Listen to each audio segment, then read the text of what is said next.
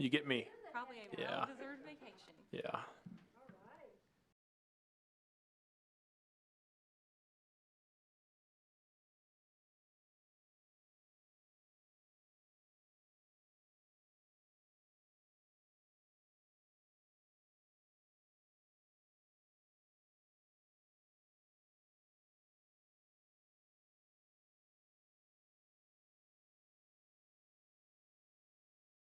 It is live. Yeah.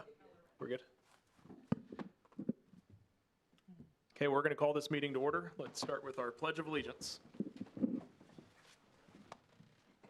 I pledge allegiance to the flag of the United States of America and to the republic for which it stands, one nation, under God, indivisible, with liberty and justice for all. Our first item of business tonight is our consent agenda to consider the minutes of the June 8th, 2021 meeting and to reappoint Greg Hanson to the Historic Preservation Commission. I so move approval. I second. Thank you. All those in favor say aye. Aye. Anyone not? Thank you. Regular agenda for this evening. Our first item is to consider a request from Midway Motors for use of picnic tables and trash containers for Food Truck Friday on June 25th of 2021. Denise.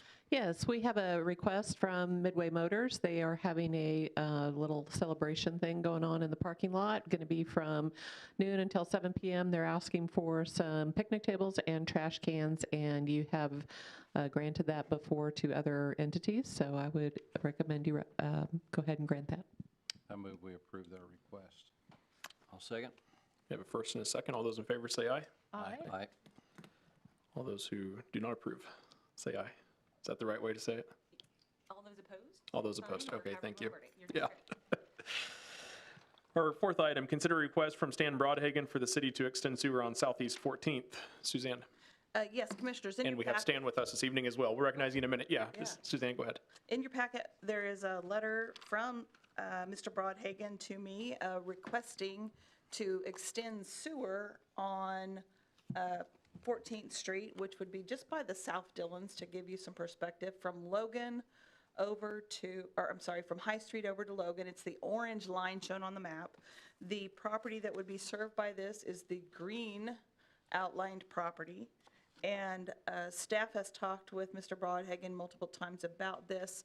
We have explained that in order to determine if the city could contribute funds to extend the sewer, he is asking for the city to pay for the project, that we would need to know what type of development is planning to be built at this location.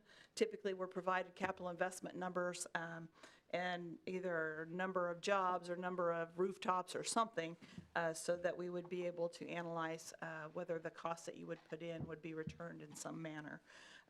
The type of development is always a factor in determining these things.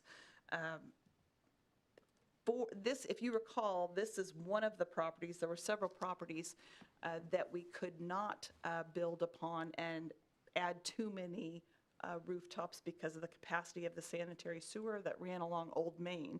We have upsized that main now because this whole area drains into that basin that runs to Old Main and then drains north and back to the plant. So this one, we could extend to it, and we would be looking at approximately 80 units that could be added at this location, anywhere from 80 to 230, depending on what types of units we would be looking at. If we were going to extend the sewer, we would probably be extending an 8-inch. It's tying into an 8-inch, so we're going to be looking at around $100,000 cost. I don't have a fully detailed estimate because we don't know exactly what we're looking at. If there was going to be, one house that was built here, they'd be able to tie into some existing sewer in the area. But if we're adding multiple units, the capacity and the amount of flow is going to be too much for sewer that would be a little bit farther north of this location. So we would ask that you consider the request from Mr. Brodhagen, and he can speak to this as well. And we've brought it to you because staff has basically said we need more information before we could make a determination.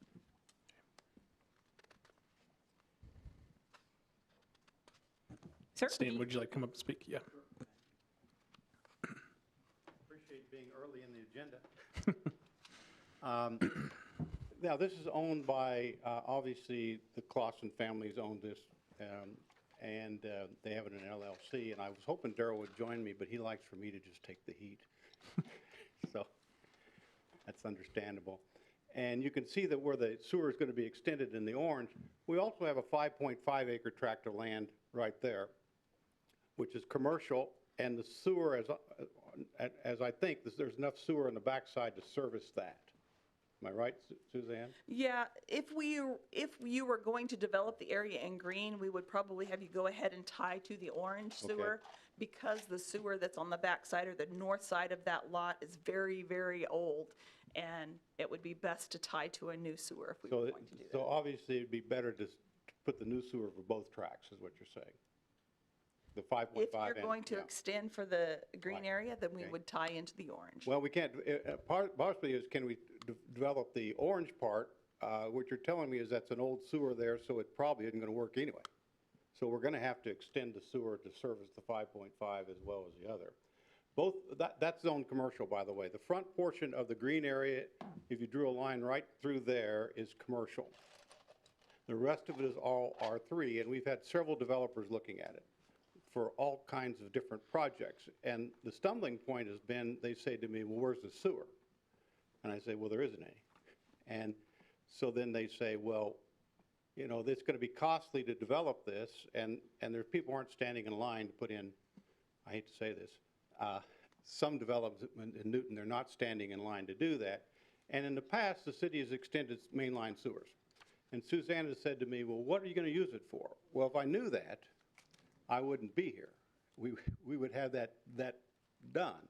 We know it's going to go into either probably a multi-use, a commercial, and probably apartments, most likely, on the back side of it. That works real good. We can get a lot of apartments in there.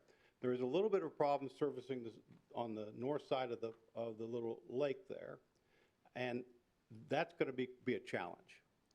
But I'm not asking you to pay for it today. I'm not asking you to do anything for today. I just want to go to the developers and say, look, if you come up with a plan that's acceptable to the city will extend the sewer. If they don't come up with a plan that's acceptable, but that way I can start promoting it and start developing it. Because we have a couple buyers for it. I just want to tell them, if you come up with a plan that's acceptable to the city will extend that sewer. I just wanted to tell you that Darrell didn't feel like he wanted you to get all the heat. He came Oh, he to join came? you. So I'm sure you have to understand our position and the citizens in that if there is an ROI that's acceptable, and if the developer does come with a specific plan that makes sense, we absolutely, I think we'd all agree we'd spend the $100,000. But to say out of hand that, okay, we're just going to do it without a specific plan, do you know what kind of a pickle that puts us in? No, I'm not saying you to do anything like that. I'm just here to make this presentation to get your guys' feedback so you know what's going on. And this is the first I've heard the $100,000. I mean, I've been trying to get staff to tell me, and nobody has, until right now. I said it was a very rough estimate. Well, it's more than I've had. So at least, not only that, I can now tell the developer, well, a rough estimate is $100,000. I couldn't do that until I came to this meeting. And That helps me. Well, yeah, and if the developer comes and says, okay, I want to put 20 rooftops in, and then we can easily see whether $100,000, whether that makes sense, you know, for 20 rooftops or 40 or whatever it is. Well, it's Carter, what comes first? You understand? We do know, have chicken- developers that are interested. Chicken and the egg, I know. But that's why I'm here. I'm not asking you to make a decision right now. I'm just telling you, that's what we want.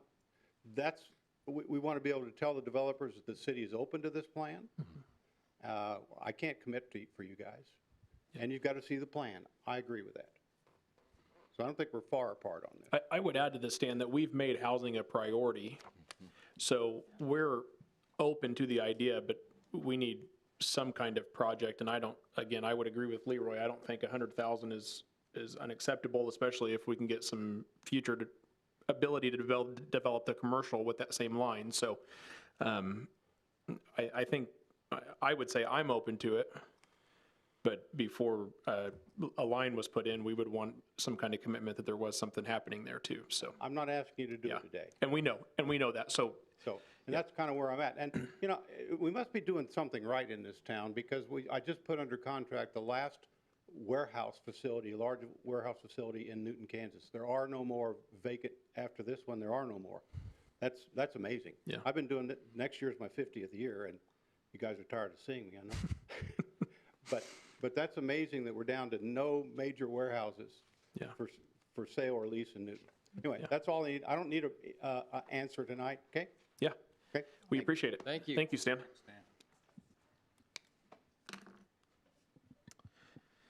Item number 5, Prestressed Addition. First item is to receive the recommendation of the Planning Commission on the final plat for Newton Prestressed Addition. Suzanne? Yes, we have several items here that involve the Planning Commission and a couple of different items that involve pre-stress concrete. The first being a zoning amendment, and if you see on the screen, the area that's outlined in red and that Kelly's following with her cursor here is the area that you recently annexed, and now it is before you with a request for a zoning amendment. The long yellow piece that's on the bottom of the red outline, that was already zoned in the county, and then the remainder of that piece needed to come in and be zoned. When it's zoned in the county, it's zoned I-2, it comes in as I-2. The remainder of that portion, the pre-stress is asking for it to be I-2 as well. It went through the Planning Commission, and the Planning Commission approved it to be brought in as I-2. You have all of the information in your packet that details that, and so staff would present it and recommend that you go ahead and zone it as I-2.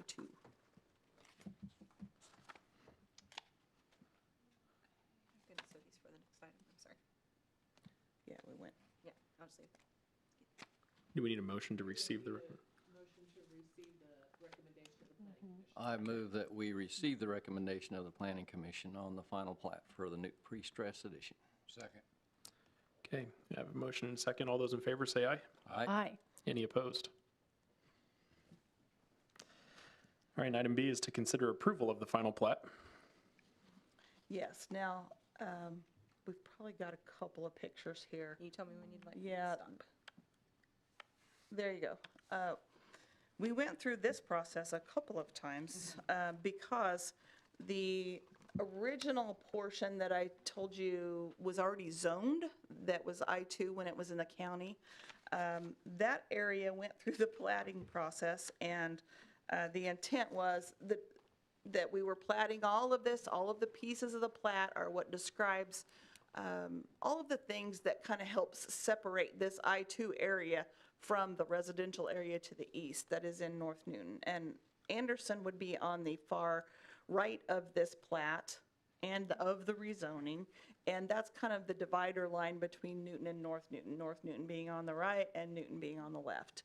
And the reason that Prestress is going through this process is because they would like to receive water from the city of Newton. If you recall that, I should have mentioned that earlier. And in order to do that, they needed to be annexed and rezoned. Then they go through a platting process because they're going to build an expansion, and they would request water to be brought to their property. So the platting process, we went through the platting process with all of the multiple details that are involved with that, including a drainage plan that is quite extensive for the property. And the legal description, this is the first final plat process that we took to the Planning Commission, and it was approved and passed. It described and left out the little piece at the bottom, and we didn't recognize that until we went back to, and it was the yellow portion on that first map, until we discovered that the legal was not correct. All along, the drainage was taking care of every piece of the project. And including the yellow piece. It was just an administrative detail. And they were required to provide a drainage easement for anything that was off-site of the plat. And when we got that legal description and then compared it to the original request, we realized, okay, there's a change. So we took it back to the Planning Commission. And then if you go to the very last plat that you have in your string of plats here, that is the final. So there you go, one more. That one is the final plat. It looks just like the other one. It's just that the boundary line, we made sure we included all of the property and had Prestressed engineer that prepared the plat include that in the legal description. Nothing else changed. Everything else was included. The Planning Commission approved this, and we would bring it to you and ask that you would approve the final plat as well, because all of these things are needed in order for them to do their expansion and in order for us to get water to them. I move that we accept that final plat. Second? All those in favor say aye. Aye. Any opposed? Okay, item C is to receive the recommendation of the Planning Commission regarding a zoning district amendment for property north of 2800 Old Highway 81, which is Prestressed Concrete, from Harvey County Agricultural 1 to Newton I-2 Industrial Zoning District. I messed something up here, you guys. I apologize on your slides.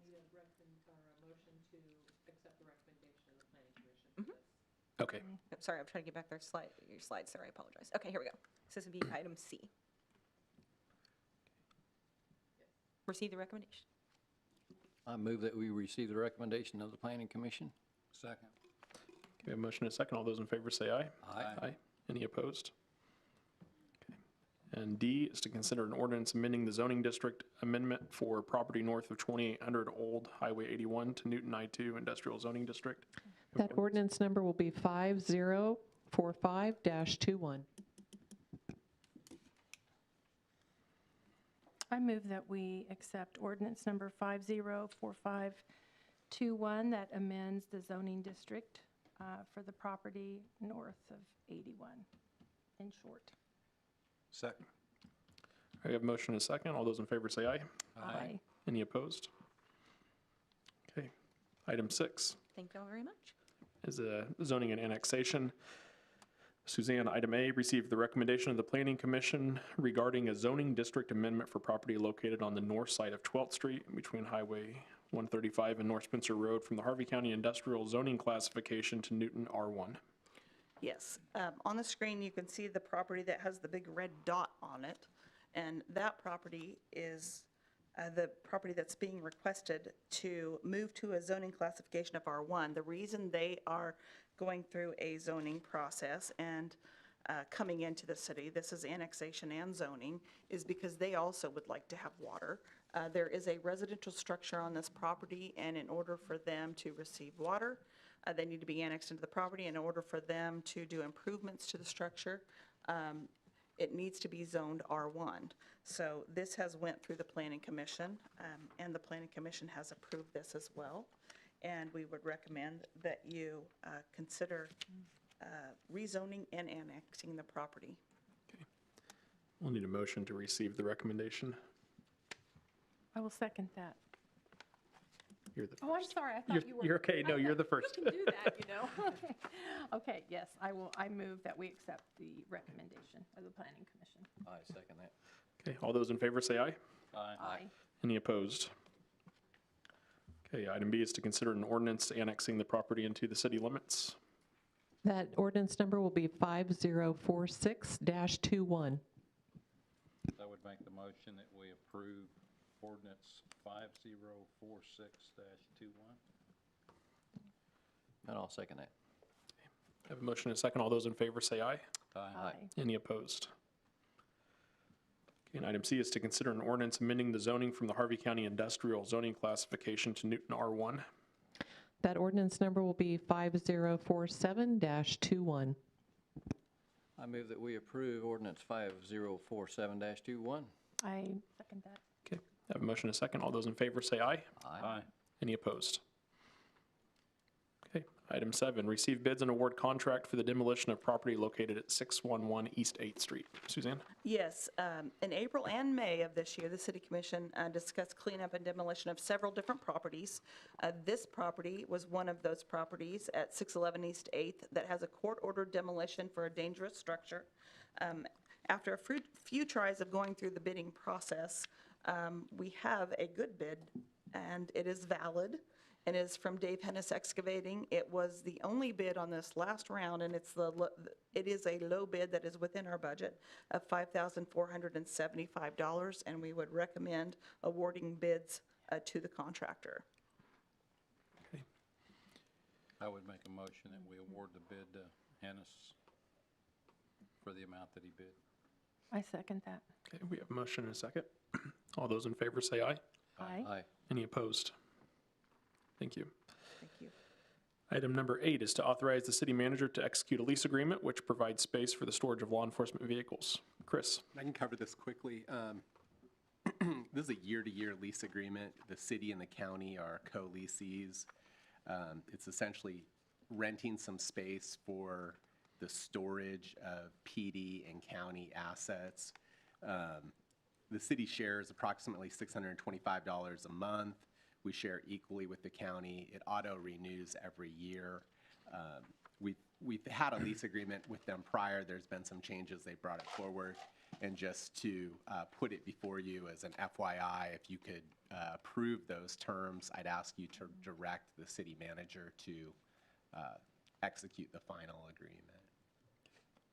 Stand for any questions on this. Chief's here as well. He can weigh in on any questions that you might have. Is this a new location or? It is one not you've a had new for a location. while? Existing, right. It's just a new lease agreement that updates the rate and I think a few other terms. I move that we authorize the city manager to execute a lease agreement which provides space for the storage of law enforcement vehicles. I second that. We have a motion and a second. All those in favor say aye. Aye.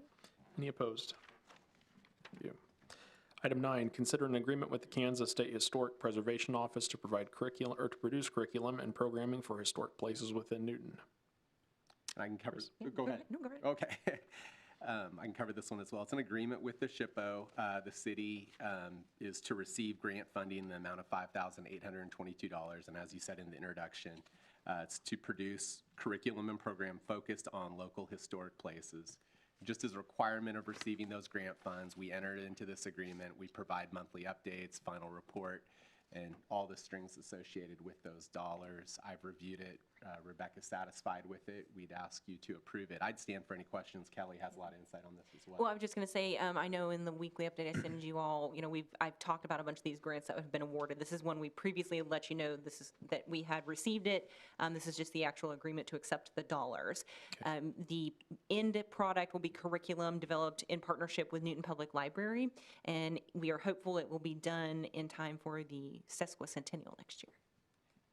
If so agreeable, I'd ask you to approve the agreement and direct Rebecca to sign as the authorized rep for the city on this.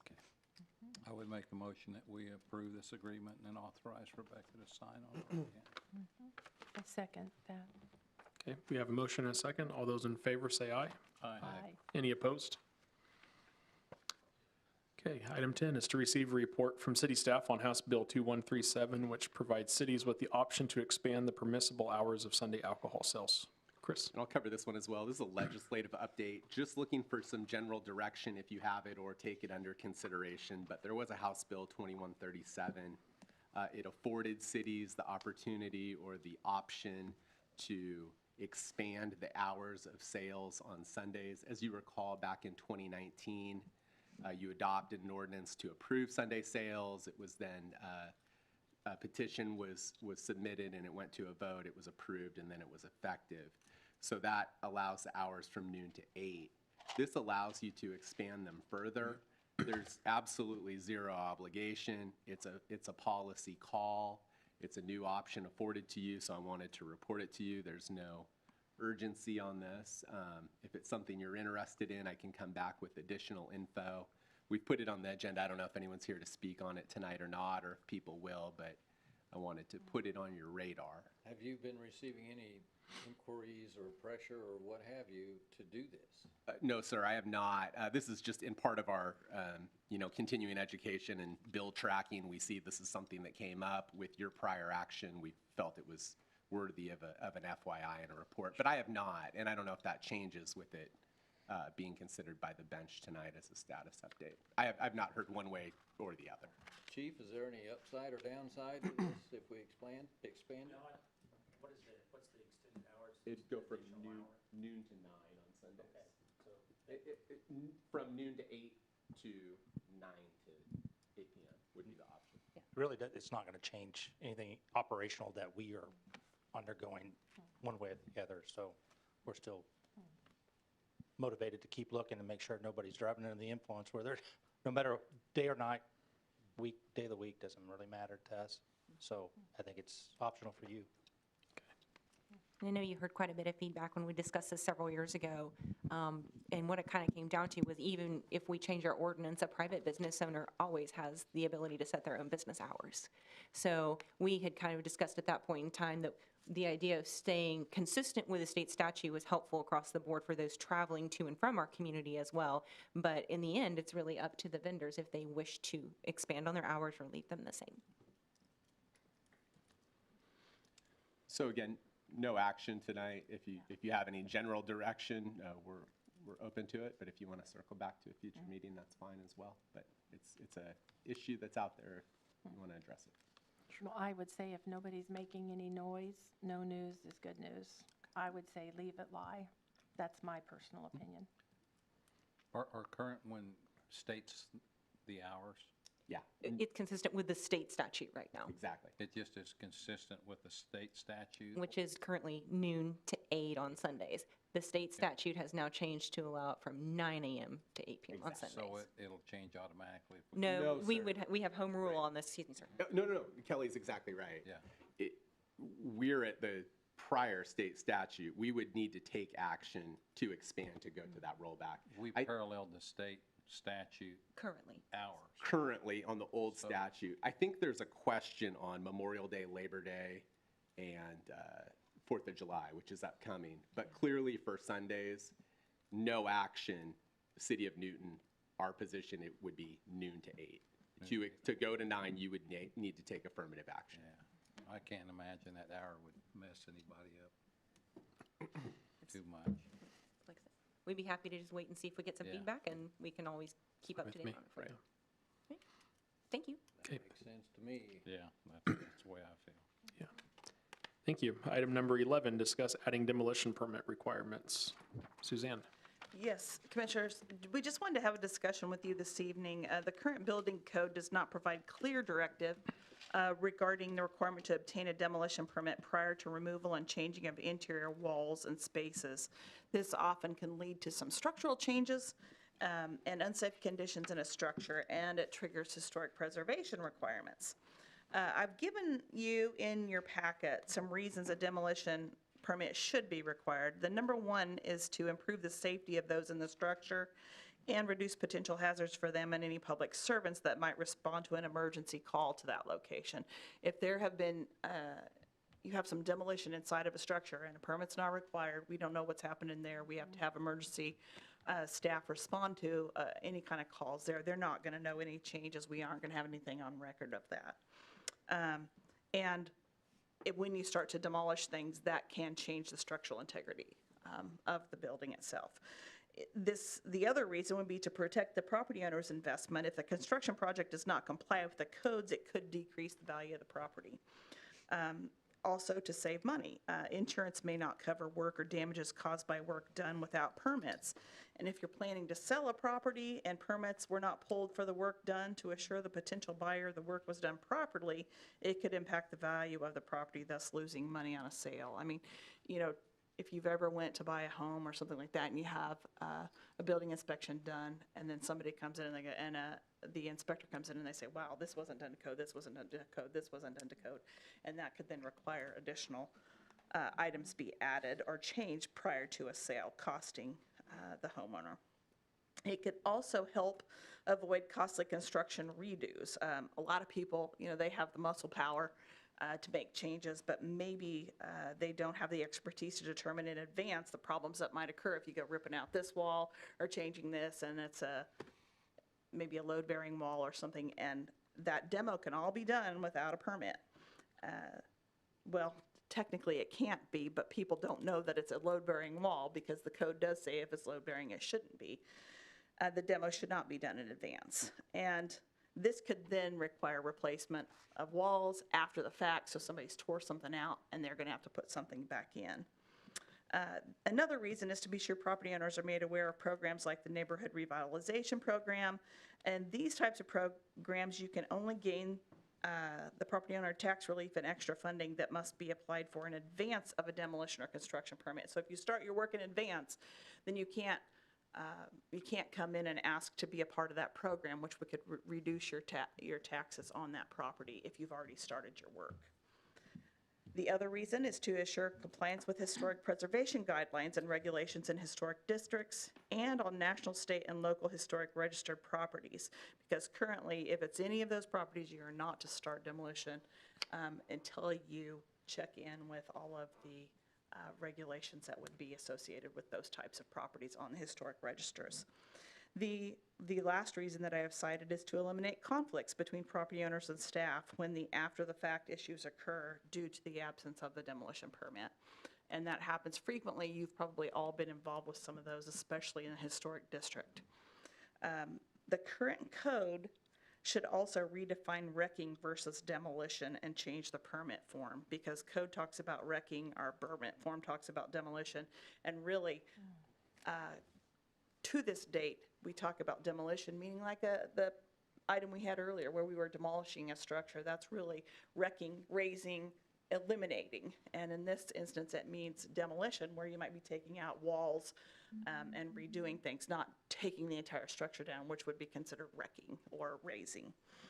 And so we'd like to change the code to make that clear. The city currently has a section in the building permit for demolitions, but it's only used for those who are wrecking or razing a building. So the code should have a wrecking section on the building and demolition permit to distinguish between the two. I have included for you the current code and the language that is shown. If we were going to change it, we would suggest something similar to adding in the word demolition of any building or structure. These changes are not intended to make remodeling or reconstruction more difficult or onerous for the public, but to help clarify and avoid the problems that I've stated previously. City engineering and fire EMS staff support the change above for those reasons described. If the commission prefers to consider this only for the historic district and individual historic structures, the addition of demolition wording would be specific to historic districts and individual local, state, and national structures. Historically registered structures. We'd have to add that in with the demolition. If the commission is willing to make these changes, then we would ask that you would direct staff to prepare an ordinance to reflect the changes and bring back to you. So I have a question. You commented just a bit ago about somebody may not know if it's a load wall. Load bearing. Load bearing. So what happens then after the permit would be issued? What is the part of the city as far as, you know, if I came in and asked for that kind of a permit and had no understanding of the walls, would that require a visit from an engineer or inspector? Since the permit is now opened the door for the understanding that a wall is going to be taken down or walls, that's kind of the whole purpose of the permit, isn't it? Or and I Yeah. don't profess to know any of this. So I'm not sure I exactly understand your question, but let me explain it, and that might answer. Okay. Explain how the Okay. process would go. Okay. So currently, if you were wanting to take out 3 walls in your business or even in your home, you could go and do that without a permit, as long as it wasn't a load-bearing wall or making severe structural changes. However, a lot of people don't know what a load-bearing wall is, and they may take it down and not know. So they get their demo done, and then they come in to get their building permit. And then we send out an inspector, and when our inspector sees, oh, wait a minute, you've taken down a load-bearing wall, then they have to put it back up, or they have to make the accommodations so that the building isn't going to fall because a load-bearing wall has been taken down. Does that So I answer your think question? partially, but if I understand your question correctly, Commissioner, she says, well, how do I know when I come in and get the demo permit now, is the inspector going to come out and walk through the house with me and say, that wall's load, you know, is that what your question is? Like, how do you know? And Especially if you're wanting to do the work yourself and not hire a Right. contractor. Well, we won't be, we would. I understand, yeah. We have a lot of very handy Right. citizens. On some structures, it's very easy to tell, and a building inspector could come out and say, yeah, that is load-bearing, this one is not. There may be others where they say, well, it's unclear to us, you're going to have to get a structural engineer to help you and give you some advice, and then let the inspection staff know. Yeah, And typically you come in to get a building permit, whether it's a new home or a remodel, and you bring your plan. And that's when you get the permit. So this doesn't change that. You would still bring in your proposed plan, even if it's something hand-drawn. I mean, because we, like I said, we work with a lot of do-it-yourselfers, especially if they're personal properties. But we just want everybody to be safe. An example, I think maybe everyone but Clint was on the bench at the time. Do you remember a couple years ago, I had a gentleman in the historic district, just over, right on the edge of the district, near the McKinley, near the museum in the McKinley district, and near Workington, and he wanted to put a large addition on his home. And we reviewed it and didn't recommend it. He appealed to the commission. You all said, well, if you want to do it, you should get to do what you want with your property. So you all approved it. Well, every time we do an action like that, it goes to the state and to the feds because we are given authority to act on their behalf. That isn't following their rules. And the state stepped in, the SHPO, and said, thou shalt not start over. So we had to go back to day one and find a new proposal that met the SHPO's approval as well as the homeowner. And it took a significant amount of time, and he was quite frustrated with me and everyone at the time and frustrated with the process. And we're doing some things to try and streamline those processes. Another example, again, we talk about a lot about historic properties, but we have a lot of those properties in our community, commercial, residential, individually listed, not just in the districts. There was another example a few years ago where a gentleman in the McKinley district wished to take the historic cedar siding off his house and replace it with new, I'm sorry, help me out here, Clint, with the kind that's flexible, concrete, the, Asphalt? Okay. Oh, what do they call it? Yeah, siding, I'm sorry. Price Like, siding? like Yeah. hardy board. Yeah. Well, so there's no demo permit required, and so he owned the home, so he could do that by law. He started taking the siding off the house. Well, on these properties from the 1800s, the siding wasn't just siding, it was actual like integrity of the building. There was no boxing, it wasn't framed, that was it. There was no insulation. And so as he was removing that, the house was getting more and more structurally unsound. So we had to stop and start over, and the Preservation Commission reviewed it at that point because remember, the permit is what triggers that historic review process, and you sit down with staff and say, here are the rules are, tell us what you want to do, and we'll figure out how to make it work. That's how we operate. And so he had to not only stop, but he had to end up going back and putting the siding back on the house for structural reasons. They gave him an option, the state did, as well as the local commission, and said, if you want to do that, if you really feel like that's a good idea, you can do that, but you're going to have to bring it to current code as well, which is going to be framed, it's going to be boxed, it's going to be insulated and moisture barrier. So there are real safety reasons for these kinds of things. It is not to make things more difficult. It is not. Remember, we are here to keep the process, and we want to help our applicants through that process because that's our job, is to be the experts, because they are not. And so we just want to make sure we're operating efficiently but have the right protocols in place. Are there any other cities around us that require demolition permits? Most everyone. This is very common. We've talked about this for a number of years with the building board, even just clarifying the language. Yeah. And it was something that just had not, I don't think, risen to the surface. And This is residential or commercial, historic, non-historic, in other cities regardless? Okay. Yes.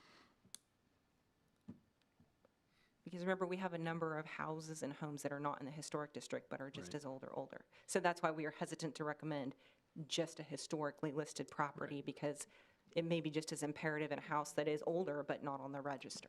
Yeah, on cost on a current permit for a remodel, is it based off the project cost, or is it Yes. just a flat fee? Okay, Project cost. okay. So this would be a preamble to getting a permit anyway. You're just speeding the process up by having a demolition. Attempting to smooth it out. Yeah. It only makes Trying to sense me. smooth it out. Yeah, There's you're- just too many bumps in the road moving if the- you hit a problem. And You're moving it to planning rather than trying to figure trying to be out what to do proactive. after you Yeah. miss the front end of the deal. And I think that most demolition doesn't add any cost to a project. So there's essentially no cost increase to a permit. I mean, the cost comes when you start putting stuff back. So Yeah. I'm just trying to think cost and what that looks like, but Sure. Yeah, we don't want this to be difficult. It's- Again, we don't want it to be onerous. No. We're trying to Right. make it smoother so that there isn't this conflict of, wait a minute, you took out something that you shouldn't have. yeah. Well, I'm thinking of questions that people will ask later. absolutely. Oh, just trying to get more money, another permit. Yeah, I know. So, I understand. Yeah. no, but This that's is not it. probably It's- included in the cost of their project right, anyway. That's what I mean, yeah, that's what I'm Yes, getting sir, at. correct. Yeah. I would support. I would listen to an ordinance later. Yeah, I mean, or whatever we need to do to make that We'd happen. bring it at the next meeting or the following, Sure. when we can get it ready. Yeah, I feel the same way. I'm guessing at first, in the first 6 months or a year, there'll be a few grumblings about it, but just because it's new and in their view, maybe another hurdle to jump over, but I think overall, it'll be a good move. It will be. Yeah. And I actually never thought about that until you brought it up, of going into especially commercial locations that have had work done by people that you don't know what they're doing. And there's a lot of people's lives at risk when you go into a building that people have worked on that you don't know if they're qualified to work on. So, And that is literally our lane, so to speak, is public safety, health, and welfare. yeah. That really comes to play for our emergency services folks if sure. something's been done, especially when fire code is involved. Yeah. Okay, we will bring something to you. Yes. Anything you. anybody else has on that? Okay, Mr. Gormley, you are our only one signed up for citizens' comments tonight. My name is Lance Gormley, and my address is 908 South Poplar. I was just here to give kind of an update on the skate park. I know I had come in here before and mentioned some things were in action there. There was some citizen interest that was made into some improvements that could be done at the skate park, whether it be more equipment or seating, et cetera, et cetera. So far, the improvements that have been made there is there's been a picnic table that was purchased by a citizen and worked with the city to place that there, and so far, so good. So hopefully that will allow for us to have more opportunity to provide more seating there. Just recently, we have made a determination, and thank Ms. Loomis also as well for her work in every part of this through the process, to put 3 different rails. So we're adding new equipment there. Those rails were, just to recap, completed by the Brooks Trade Center welding vocation program. So the instructor there worked with the students in ensuring that the rails were adequate and structurally sound, and they did it according to print. They did it for a community service project, which they almost ran out of time to do because of COVID, but that gave them the opportunity to get that done. That was also privately funded by a citizen. I would also like to give a shout out to Mr. Kane, because in both of those instances, Mr. Kane was the one who put forth the finances to make sure that that took place. And then not only that, but from what I understand, the best paint that money can buy is what they were coated with. So, you know, it's a testament to anyone that's listening who's a citizen that wants to participate, that if they reach out and they bring an idea up to their city and they ask questions and they want to make improvements, the city is there to work with you on your behalf. That's been my experience. In this situation, I would have never thought that so many people would have been participatory in making sure that this project was able to be accomplished. And it was exciting for me today because I know where these are going to be installed, and that they're going to be installed here either by the end of the week or the beginning next week, which will be just in time for the first ever grind and Sand Creek, which is going to be our another event that is during the Sand Creek Summer Days Festival. So with all that being said, once again on a recap, thank you, Mr. Kane. Thank you to anybody who is a private citizen that wants to make some kind of investment in our city, as well as along with city staff that helps to accommodate us as citizens to make sure that that is accomplished. And I do believe that even going forward, there's a vision to do more things with that through civic organizations, and I believe that we'll have a better skate park going forward, and I believe that that is a place that adolescent youth can utilize, as well as young people, even old people like me, to get some leisurely activity in, and is a productive thing to have here in Newton. So I just wanted to say thank you. Thank you. I'll add to that. I was at one of our fine dining establishments a couple weeks ago here in Newton, and one of the waitresses there came up to me and said, "Don't you work for the city?" And I said, "Well, something like that." "Yes, what can I help you with?" And she said, "Well, you were out at the skate park that day that we were there, and that was the day that Suzanne was there and Mr. Kane was there, and we were visiting outside, looking at it, trying to understand." I don't know, Rod, if maybe you and I went a different time, but she remembered me from being there, and she just wanted to make a comment on how much her and her friends appreciated what the city was doing for them, and that there was some trash or graffiti or something left behind, and she wanted me to know that her and her friends had picked it up, and it meant a lot to them that the city was doing something. And I think that that is, when we think about cities in 30 or 40 or 50 years from now, these are the kind of things that are small things, but these are the kind of things that make people say, I want to stay in Newton. And, you know, a lot of people have a reason to leave. We need to give them a lot of reasons to stay, and this is a good start to that. So, thanks. All right, well, we will go around and see what everybody has to say, and we'll start with Commissioner Cry. Thank you. Lance, I want to say thank you for working with those kids. I think it's real important to bring them along the way you did, where you let them have a say in what you're doing. I know the Rotary Club is looking at doing a district grant to put some money into the skateboard park, and I think it's important that you involve the users when you do that planning, because when they buy into it, then they feel like it's theirs, and even though it is city property, it's pretty cool that they feel like that they're part of the team that's making that a better facility. So anyway, and Lance is right. The city's real interested in moving the city forward in any way, and I think the community just needs to know that if something's important to them, it's important to us. We can't afford everything, but certainly we have our eyes on the future of Newton, and are keenly interested in making this a place that people want to hunker down in and raise their families. So thank you, Lance. Great, and that and other improvements like the public pool. Remember that those young users coming to a city very soon. Yes. Not just near you, but your city. Yes. The pool should be open soon. Suzanne had a meeting of the Public Building Commission earlier tonight, and she provided a report that says we are, even with the inclement weather the last few weeks, we are still very much on schedule, and we are really hopeful, you know, all things going forward, that we will be able to open for at least a few weeks so that kiddos can have some swim time before they go back to school. Awesome. So, but remember, those kiddos are the ones who are going to grow up and be our residents and vote and pick who you are. So it's important that they understand that they were involved in that process, even from a young age. So, Absolutely. yep. And just a reminder, not this weekend, but next weekend is 4th of July, and it falls on a Sunday. So all the city offices will be closed on Monday, the 5th.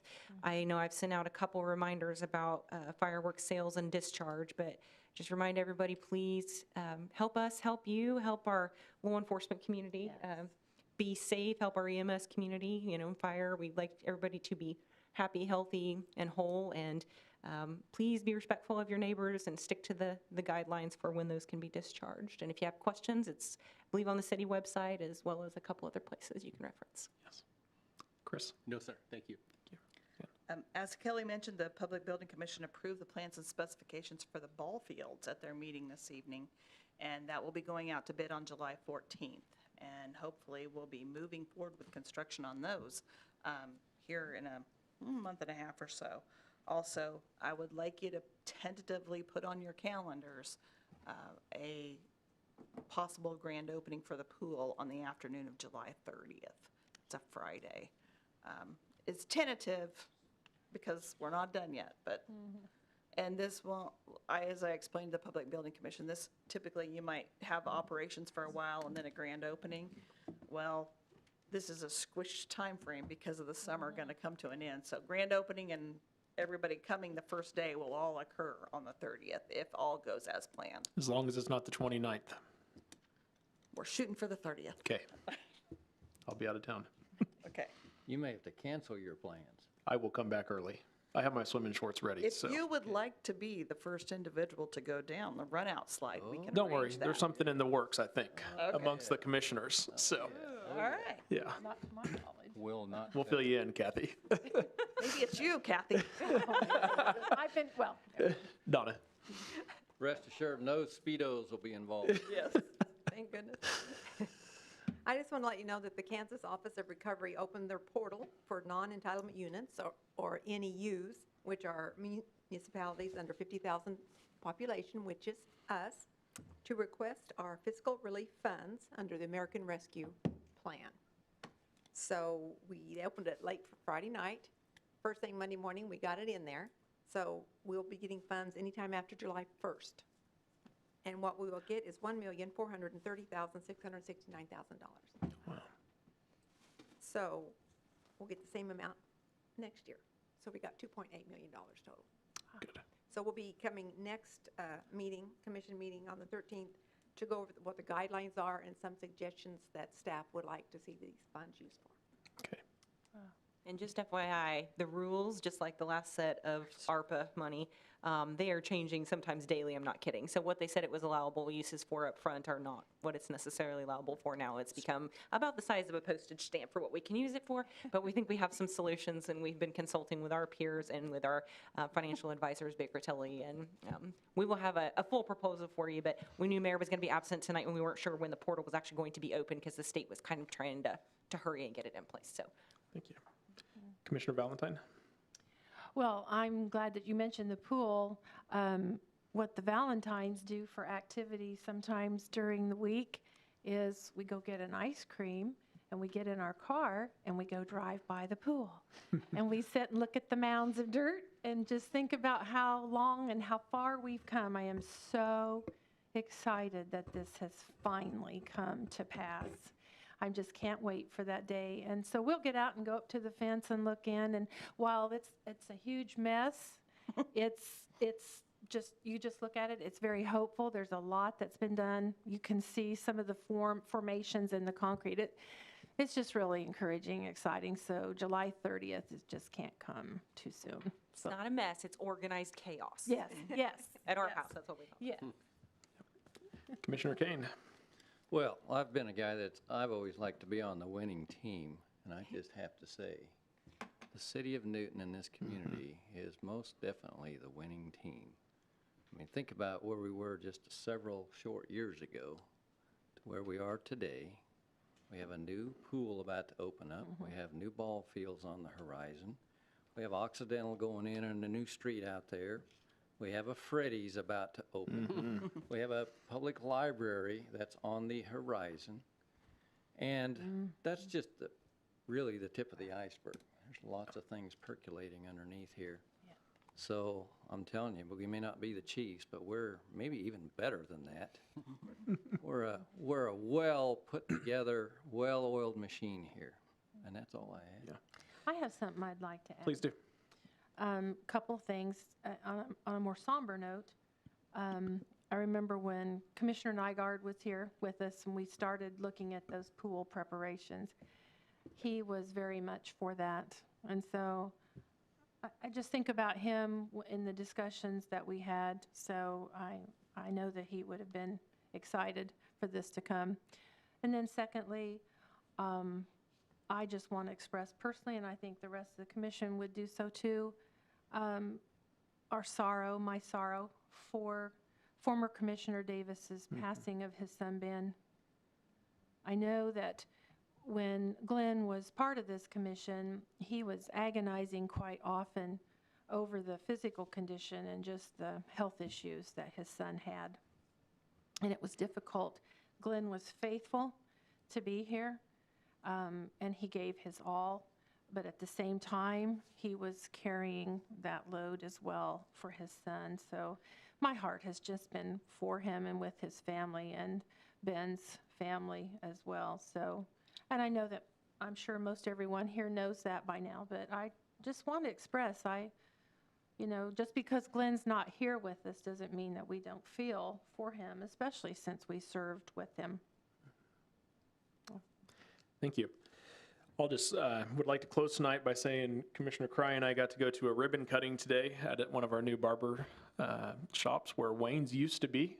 I told Cody there today that he has big shoes to fill with Wayne being there, and we expect all of Newton gossip to start there and all of our future plans, all of our winning plans to begin there. So I think that's what was happening before, but excited to see that. I think Newton is a great place to start a business and get things moving, and it's neat to see that that's still happening and going on. So we wish them the best on behalf of the city, but also just all of our city staff talking about the money and things and how hard you guys work. Thank you for all of your work and everybody here. So thank you. Meeting is adjourned.